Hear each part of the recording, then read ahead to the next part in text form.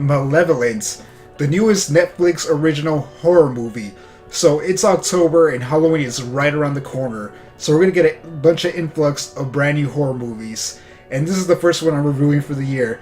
So Malevolent follows Jackson and Angela, a brother and sister con artist team who pretend to be paranormal investigators, and they go around to houses, with the big cameras and everything like that, saying that there are spirits. And they say they exorcise them by saying that Angela is someone with medium spiritual type powers, and she can see and speak to these spirits and pretty much tell them to go to the afterlife.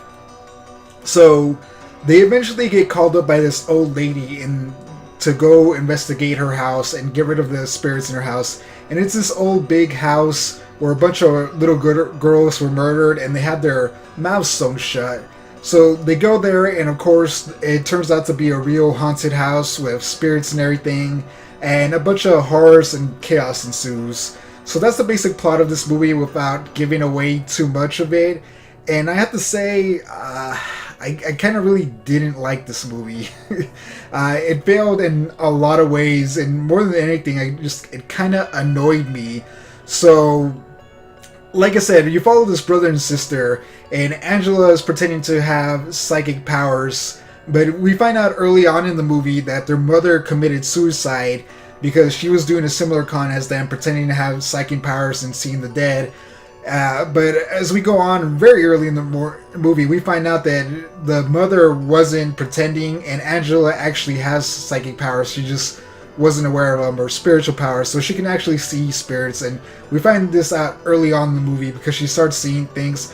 Her powers just start developing as we begin the movie. So I guess that's the most interesting thing about this movie, but overall it was not good. There's a few jump scares and a few suspenseful moments, but other than that, the movie isn't very scary. It actually really drags on in the beginning. The movie's an hour and a half long, and it takes them half an hour for them to get to this haunted house.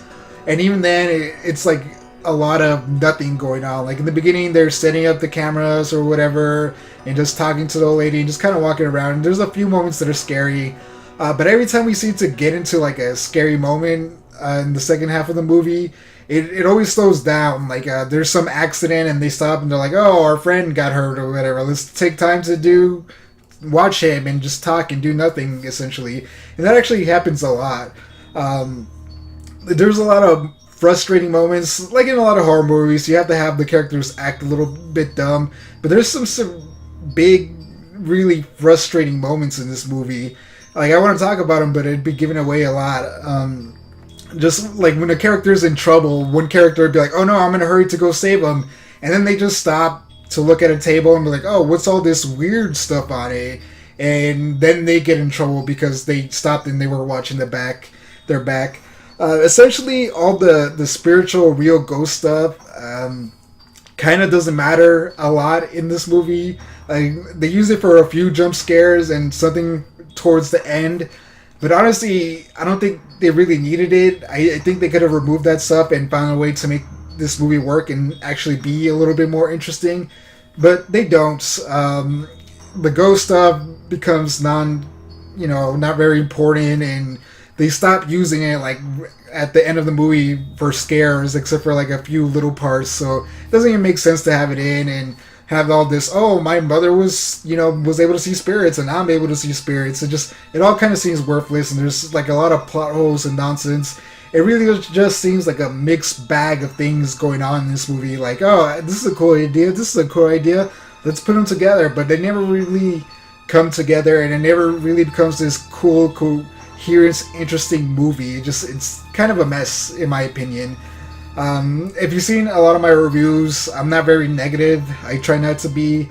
But this movie isn't scary. It's not too suspenseful. The characters aren't too interesting.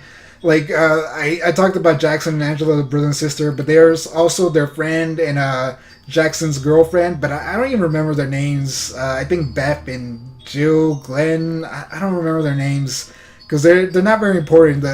The camera guy who joins him, the friend, he's somewhat important. He's probably the most important character, in all honesty.